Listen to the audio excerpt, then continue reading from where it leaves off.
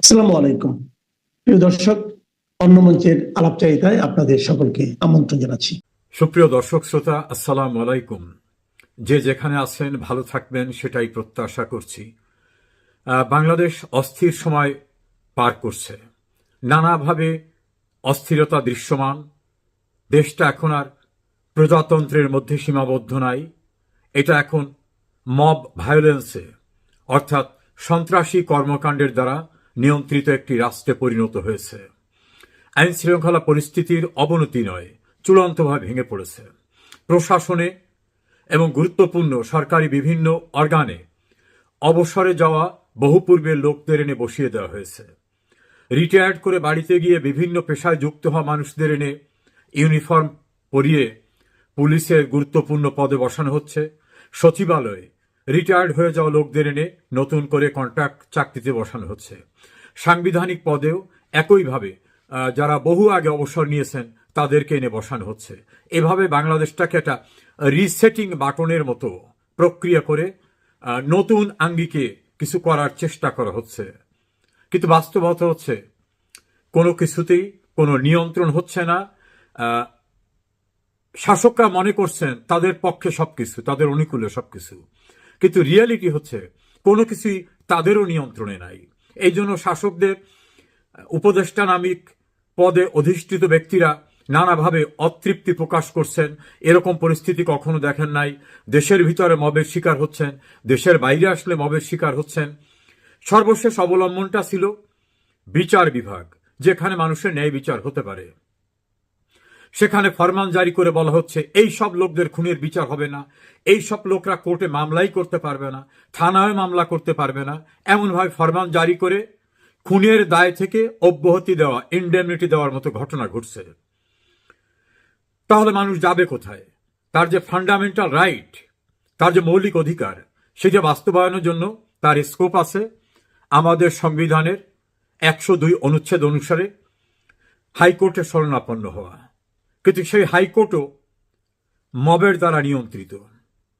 দেশের প্রধান বিচারপতি সহ অ্যাপিলেট ডিভিশনের বিচারপতিদের একজন ছাড়া সবাইকে রিজাইন করতে বাধ্য করা হয়েছে।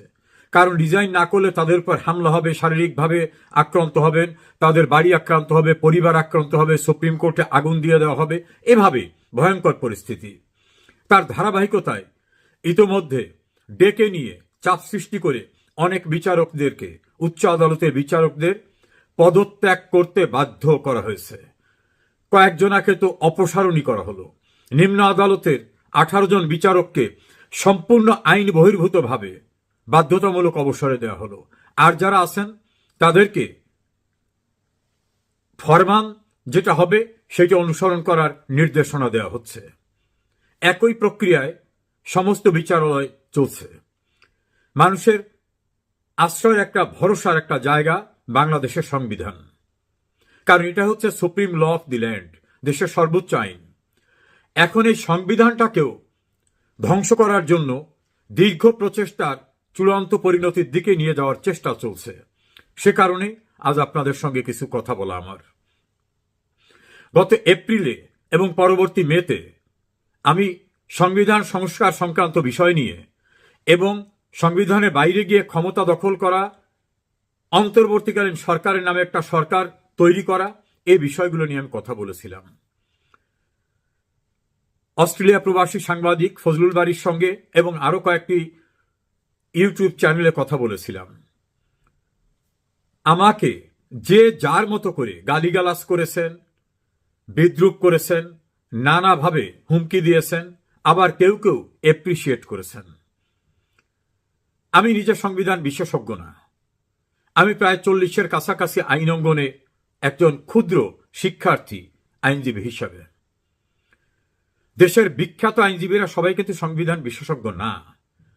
কেউ দেওয়ানি আইনে বিশেষজ্ঞ, কেউ ফৌজদারি আইনে বিশেষজ্ঞ, কেউ কোম্পানি ম্যাটারে, কেউ অ্যাডমিরাল্টি ম্যাটারে, বিভিন্ন জায়গায় বিভিন্নভাবে এক্সপার্টিস তাদের ভিতর ডেভেলপ করেছে। কনস্টিটিউশন যেটা, অর্থাৎ আমাদের দেশের সর্বোচ্চ আইন যেটা, এই সংবিধানটা, এই সংবিধানের উপরে দখল কিন্তু খুব বেশি আইনজীবীর ছিল না, এখনো নাই। যদিও আমাদের মিডিয়া যে কোনো লোককে ধরলেই তাকে বলে ফেলে সংবিধান বিশেষজ্ঞ অমুক বলেন। এই বিশেষজ্ঞরা হয়তো জানেন না সংবিধানের কয়টা অনুচ্ছেদ আছে, কয়টা চ্যাপ্টার আছে, কোন চ্যাপ্টার কি, এর অ্যাপেন্ডিক্স কি, এর প্রিয়াম্বেল কি, এবং একটা অনুচ্ছেদের সঙ্গে অন্য কোন অনুচ্ছেদ সম্পৃক্ত। কেউ কেউ টুইস্ট করে একটা অনুচ্ছেদ পড়েই সব সংবিধান বিশেষজ্ঞ হয়ে যান। ওইটার সঙ্গে যে আরো কতগুলি অনুচ্ছেদ সংযুক্ত আছে, একটার সঙ্গে আর একটা ওয়েল লিঙ্কড, এটাও যাদের ধারণা নাই তারা এখন অনেকে সংবিধান বিশেষজ্ঞ। আরো কিছু বিশেষজ্ঞ তো দেখলাম আমদানি হয়েছে বিদেশ থেকে, যারা বাংলাদেশকে ভালো লাগে না এই জন্য বাংলাদেশের নাগরিকত্ব ত্যাগ করে বিদেশে চলে গেছিলেন। তারা লয়ের ব্যাকগ্রাউন্ড নাই, বাংলাদেশের কনস্টিটিউশন সম্পর্কে ধারণা নাই, তারা বাংলাদেশের সংবিধান পরিবর্তন, পরিমার্জন, সংস্কার করার জন্য বিশেষজ্ঞ হিসাবে আবির্ভূত হয়েছেন। কখন আবির্ভূত হয়েছেন? যখন এই সংবিধান প্রণয়ন কমিটির আহ্বায়ক, বিশ্বখ্যাত সংবিধান বিশেষজ্ঞ doctor Kamal Hossain, barrister M Amirul ইসলামরা জীবিত আছেন। তারা পৃথিবীর সবচেয়ে ভালো ভালো সংবিধানগুলোকে পর্যালোচনা করে বাংলাদেশের পার্সপেক্টিভে ফান্ডামেন্টাল রাইট মানুষের কিভাবে ইনশিওর করা যায়, জনগণকে কিভাবে ক্ষমতায়ন করা যায়, যে সংবিধানের ৮ অনুচ্ছেদ ৭ বলা হয়েছে সকল ক্ষমতার উৎস জনগণ, এটা অনেক দেশের সংবিধান নাই। এই চমৎকারতম সংবিধান যারা প্রণয়ন করেছিলেন তাদের জীবদ্দশায়, তাদের এই জীবনের প্রান্তসীমা এসে দেখতে হচ্ছে নাবালক, গ্রাম্য ভাষায় বলা যেতে পারে এখন ম্যাচুরিটি হয়নি, অর্বাচীন ছেলেপেলেরা তারাও বলতেছে এই সংবিধান নাকি কোনো সংবিধানই না। এত পণ্ডিত তারা হয়ে গেছে। এই যে ইচড়ে পাকা বেয়াদবি, এগুলো তাদের জীবদ্দশায় দেখতে হচ্ছে। এর সঙ্গে যুক্ত হয়েছেন কিছু ভাড়াটিয়া, বিদেশ থেকে আসা যারা আমেরিকার নাগরিকত্ব নিয়েছেন, শপথ নিয়ে আমেরিকার স্বার্থ রক্ষা করবেন, আমেরিকার আইন মানবেন, এভাবে নাগরিক যারা হয়েছেন তারা ভাড়া খাটতে আসছেন বাংলাদেশের আইন পাল্টাতে। বাংলাদেশে এমন আকাল দেখা দিয়েছে যে এখানে নাকি নাই, কোনো দক্ষ লোক নাই।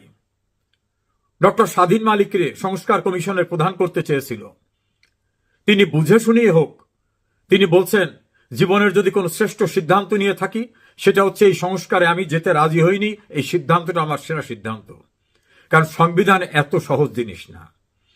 আইনজীবীদের নেতা অনেকে হয়েছেন, আইনজীবীদের বিভিন্ন পর্যায়ে দায়িত্ব পালন করে রাষ্ট্রের দায়িত্ব পালন করেছেন, দেশের খ্যাতিমান বিচারক হয়েছেন অনেকে।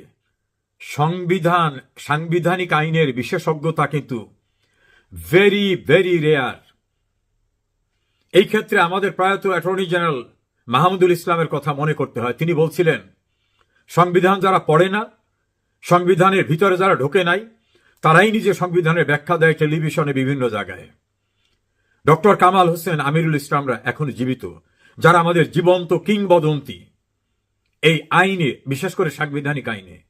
এবং তারা কেন এই সংবিধান প্রণয়ন করা হয়েছিল তারা আরো ভালো করে জানেন। এই কারণে বাংলাদেশের মুক্তি সংগ্রামে, মুক্তিযুদ্ধে, স্বাধীনতোত্তর বাংলাদেশে তারা বিশাল অবদান রেখেছিলেন। সেই মানুষগুলো জানছিলেন কেন, কি কারণে সংবিধান করতে হবে, সংবিধানে কি কিভাবে নাগরিকের অধিকার, রাষ্ট্রের অধিকার, সার্বভৌমত্ব, মুক্তিযুদ্ধের ডিক্লারেশন, স্পিরিট অফ কনস্টিটিউশনটা কিভাবে রিফ্লেকশন হবে সেটা তারা করেছিলেন। তাদের জীবদ্দশায় ভাড়াটিয়া বিদেশি দালালরা এসে সংবিধান সংস্কার করতে চাচ্ছেন, সেটা নিয়ে আমি কথা বলেছিলাম। একটা উদাহরণ দিয়ে বলি, গভীর রাতকে অন্ধকার দূর করতে সর্বোচ্চ ক্ষমতা সম্পন্ন সোডিয়াম লাইট এনে চতুর্দিক একেবারে অন্ধকার দূর করে সাদা করে দিলেও রাত কিন্তু কখনো দিন হয় না। যত সোডিয়াম বাল্ব দিয়ে, সর্বোচ্চ ক্ষমতা দিয়ে অন্ধকার দূর করেন, রাত কিন্তু রাতই থাকবে, এটা মনে রাখতে হবে। এই সংবিধান দেশের সর্বোচ্চ আইন, এই সংবিধানকে লঙ্ঘন করা যাবে না। এই সংবিধানকে ঘিরেই বাংলাদেশের সমস্ত আইন হয়েছে। এজন্য সংবিধানের ৭-এর ২ অনুচ্ছেদে বলা হয়েছে কোন আইন, কোন কার্যক্রম যদি এই সংবিধানের ৭-এর ২ অনুচ্ছেদ অনুসারে সংবিধানের সঙ্গে সাংঘর্ষিক বলে প্রতীয়মান হয়, তাহলে ওই আইন, ওই কার্য বেআইনি ঘোষিত হবে। একইভাবে সংবিধানের 102 অনুচ্ছেদে মানুষের মৌলিক অধিকারকে বাস্তবায়নের জন্য এবং আইনসঙ্গত বিষয়কে প্রতিষ্ঠিত করার জন্য হাইকোর্টের শরণাপন্ন হওয়ার বিধান রাখা হয়েছে। এর সঙ্গে যুক্ত আছে ফান্ডামেন্টাল রাইট কোনটা, সেটাকে ইমপ্লিমেন্ট কিভাবে করা যায়, মুক্তিযুদ্ধ সংক্রান্ত সময়ের বিষয়ে সংবিধানে যে সিদ্ধান্ত আছে যেটা কোন আদালতে চ্যালেঞ্জ করা যাবে না, সেইগুলি সহ অন্যান্য বিষয়গুলিকে ইনশিওর করা হয়েছে এই সংবিধানে। এ কারণেই রাষ্ট্রের অনেক সিদ্ধান্ত অসাংবিধানিক অথবা ultra vires with the constitution, inconsistent with the provisions of constitution হয়। আমাদের সর্বোচ্চ আদালত এগুলোকে বেআইনি ঘোষণা করে। যেমন ভাবে সেন্ট্রাল একক সর্বোচ্চ আদালতকে বিভাজন করা আমাদের মূল কনস্টিটিউশনের স্পিরিটের পরিপন্থী ছিল। এভাবে অনেক সিদ্ধান্ত হয়েছে। আমাদের সংবিধানে গণতান্ত্রিক কাঠামো কি হবে সেটা বলা আছে, সরকার কিভাবে গঠিত হবে বলা আছে, রাষ্ট্রপতি কিভাবে গঠিত হবে তা বলা, কিভাবে নিয়োগ হবে তা বলা আছে, প্রধানমন্ত্রী কিভাবে নিয়োগ হবে তা বলা আছে। একটা নির্বাচিত সরকার আর একটি নির্বাচিত সরকারের কাছে ক্ষমতা হস্তান্তর করবেন। That is the Democratic process laid down in our constitution. একটা তত্ত্বাবধায়ক সরকার ব্যবস্থা সংবিধানে আনা হয়েছিল। আমাদের সর্বোচ্চ আদালত বলছেন এটা আমাদের সংবিধানে যে গণপ্রজাতন্ত্রী এবং ডেমোক্রেটিক স্পিরিটের যে সরকার ব্যবস্থা তার সঙ্গে এটা সঙ্গতিপূর্ণ না। অনির্বাচিত কেউকে রাষ্ট্রীয় দায়িত্ব দেওয়ার কোনো বিধান নাই। এবং আমাদের সংবিধানে একেবারে রিমোটে পর্যন্ত নির্বাচিত জনপ্রতিনিধিদের দ্বারা গ্রাসরুটের স্থানীয় সরকার ইউনিট পরিচালনা, ইউনিয়ন পরিষদ, উপজেলা পরিষদ, জেলা পরিষদ, পৌরসভা, সিটি কর্পোরেশন সবটাই সেই ব্যবস্থা রাখা হয়েছে। অর্থাৎ নির্বাচিত প্রতিনিধিরাই বিভিন্ন অর্গান পরিচালনা করবেন। আমাদের সুপ্রিম কোর্ট সে কারণে তত্ত্বাবধায়ক সরকার ব্যবস্থাকে অসাংবিধানিক উল্লেখ করে রায় দিয়ে দেন। ক্রান্তিকালের জন্য হয়তো সেই ব্যবস্থাটা হয়েছিল, তারপরও মূল সংবিধানের সঙ্গে এটা অসঙ্গতিপূর্ণ সেই রায় হয়ে যায়। এখন সংবিধানে যখন কোনো অন্তর্বর্তীকালীন ব্যবস্থা, সেটা তত্ত্বাবধায়ক সরকারের নামে হোক, অন্তর্বর্তীকালীন সরকারের নামে হোক, নাই, যেখানে তত্ত্বাবধায়ক সরকারের প্রধান উপদেষ্টা বা অন্তর্বর্তীকালীন সরকারের প্রধান উপদেষ্টা অথবা উপদেষ্টা এ জাতীয় কোনো পদ পদবি যখন নাই, তখন কিছু ভাড়ায় আসা লোক তারা কিভাবে শপথ নিলেন যে আমি এই সংবিধানের অধীনে শপথ নিচ্ছি, আমি এই সংবিধানকে প্রোটেক্ট এবং প্রিজার্ভ করব। তা আপনার যদি সংবিধানকে প্রোটেক্ট করতে হয় তাহলে আপনার প্রথমেই বলতে হবে আমার নামে যে পদটা এখন বলা হচ্ছে এইরকম কোনো পদই নাই। তাহলে এই সংবিধানকে আমি কিভাবে রক্ষা করলাম? সংবিধানে যে পদ নাই সেই পদে আমি কিভাবে আসলাম, সেই পদে আমি কিভাবে বসলাম? কেউ কেউ আবার আমি দুঃখজনক যে না পড়ে না বুঝে বলেন কেন সুপ্রিম কোর্ট বলে দিয়েছে না অন্তর্বর্তীকালীন সরকার গঠন করা যাবে। এই ক্ষেত্রে আপনাদের বুঝতে হবে আমাদের সুপ্রিম কোর্টও কিন্তু আইনের অস্পষ্টতা ব্যাখ্যা করতে পারেন, কোনটা সংবিধান সঙ্গত কোনটা সংবিধান সঙ্গত না সেটা বলতে পারেন, কোনো ব্যবস্থা তৈরি করে দিতে পারেন না। যেটা এই সংবিধানে নাই সেটা সুপ্রিম কোর্ট ক্রিয়েট করতে পারেন না, তৈরি করে দিতে পারেন না। সুপ্রিম কোর্টের কোনো এখতিয়ার নাই নতুন কোনো স্ট্রাকচার কনস্টিটিউশনে যেটা নাই সেটাকে করে দেওয়া। যদিও সুপ্রিম কোর্টের ওই রেফারেন্স নিয়ে অনেক বিতর্ক আছে যে আদৌ কি সুপ্রিম কোর্টের ওই রেফারেন্স যে প্রসিডিউর ফলো করে করতে হবে সেটা ফলো করা হয়েছে কিনা, অনেক প্রশ্ন উঠেছে, যেটা অনেক বিতর্কিত, সেটা করা হয়নি। দ্বিতীয় প্রশ্ন উঠেছে সুপ্রিম কোর্ট যদি আমি ধরেও নিই কথার কথা যে ওই রেফারেন্সটা দিয়েছে, সেখানে তারা বলেছে অন্তর্বর্তীকালীন ব্যবস্থা হিসাবে প্রধান উপদেষ্টা নিয়োগ ও শপথ দিতে পারেন। কোথাও বলা হয়নি অন্তর্বর্তীকালীন সরকার গঠন করতে পারেন। আবার বলছি, সুপ্রিম কোর্টের রেফারেন্সে কোথাও বলা হয়নি রাষ্ট্রপতি অন্তর্বর্তীকালীন অথবা তত্ত্বাবধায়ক সরকার গঠন করতে পারেন, এই কথা কোথাও নাই। বরং ওই রেফারেন্সের প্রথমার্ধেই সুপ্রিম কোর্ট বলছেন তত্ত্বাবধায়ক সরকার ব্যবস্থা নাই, সংবিধানে বিধান নাই। এখন জরুরি নির্বাহী কাজ সম্পাদনের জন্য উপদেষ্টা নিয়োগ করতে পারবেন। ল্যাঙ্গুয়েজটা হলো অন্তর্বর্তীকালীন ব্যবস্থা হিসাবে। মনে রাখবেন, কোথাও বলা হয়নি অন্তর্বর্তীকালীন সরকার শব্দটা, কোথাও একটা শব্দ কোথাও নেই। তা রাষ্ট্রপতির তো অনেক উপদেষ্টা থাকে, সেক্রেটারি থাকে, রাষ্ট্রপতি রাষ্ট্রের প্রধান। যদি কোনো শূন্যতা আসে, তিনি তার এইডের জন্য, তার অ্যাসিস্ট করার জন্য তিনি অ্যাডভাইজার নিতে পারেন, এমন কথাও কেউ কেউ বলেন। কিন্তু অন্তর্বর্তীকালীন সরকার শব্দটা কোথাও নাই। আবারও বলছি, সুপ্রিম কোর্টের রেফারেন্সে নাই, সংবিধানে নাই। তাহলে এই যে ডক্টর ইউনূস, আসিফ নজরুল, গংরা, এরা কোন সরকারের? অনেকের বংশের পদবী সরকার থাকে। আমাদের একজন সিনিয়র রাজনীতিবিদ এবং আইনজীবী আছেন জমির উদ্দিন সিরকার, ভবেশ চন্দ্র সিরকার সরকার, এরকম অনেক সরকার আছে। তারা কোন সরকার? এই যারা ক্ষমতা দখল করেছেন। আমাদের সংবিধানে এরকম কোনো পদ নাই। তাহলে সংবিধানের বিধিবিধানের পরিপন্থীতে তারা বসেছেন, সেভাবে দাবি করছেন। তাহলে সংবিধানের অনুচ্ছেদ 7 এতে যেটা বলা হয়েছে, এই সংবিধানের যে বিধিবিধান সেটা যদি কেউ লঙ্ঘন করে, এই সংবিধান বা ইহার কোন অনুচ্ছেদ রদ, রহিত বা বাতিল বা স্থগিত করিলে, কিংবা উহা করিবার জন্য উদ্যোগ গ্রহণ করিলে, ষড়যন্ত্র করিলে, কিংবা এই সংবিধান ইহার কোন বিধানের প্রতি নাগরিকের আস্থা, বিশ্বাস, প্রত্যয় পরাহত করা হলে, উক্ত উহা করিবার জন্য উদ্যোগ গ্রহণ করা হলে এই কার্য রাষ্ট্রদ্রোহিতা হইবে এবং রাষ্ট্রদ্রোহিতার অপরাধে অভিযুক্ত হবেন। এটা করতে যদি কেউ সহায়তা করেন, উস্কানি দেন, সমর্থন করেন, অনুসমর্থন করেন, তিনিও সম অপরাধে অপরাধী হবেন। যদি কেউ অসাংবিধানিক পন্থায় এই সংবিধানের বিধিবিধানকে লঙ্ঘন করেন, লঙ্ঘন করার চেষ্টা করেন, মানুষের অনাস্থা সৃষ্টির চেষ্টা করেন, কেউ যদি সমর্থন করেন, এই যে 7 এই অনুচ্ছেদটা, এটা কিন্তু পার্লামেন্ট তৈরি করছে। এটাকে নাকি হাইকোর্টের একটা ডিভিশন বেঞ্চ বলছে যে এটা যে সংশোধনীর মাধ্যমে হয়েছিল, ওই সংশোধনীর একটা অংশ বাতিল করলাম। সংবিধান অমান্য করলে সাজা হবে এমন বিধানকে বাতিল করেছেন? আমি দেখিনি জাজমেন্টটা। যদি করে থাকেন তাহলে আমার বক্তব্য, আদালতের রায় পাবলিক ডকুমেন্ট, এই পাবলিক ডকুমেন্টের সমালোচনা করার সুযোগ আছে। আমার সংবিধানকে যদি কেউ লঙ্ঘন করতে চায় তাহলে সেটা অপরাধ, এই বিধান থাকবে না, তাহলে তো সংবিধান কেউ মানবে না। এবং এটা কোথায় অসাংবিধানিক? একজন ক্ষুদ্র আইনজীবী হিসাবে আমার কাছে এটা অসাংবিধানিক না।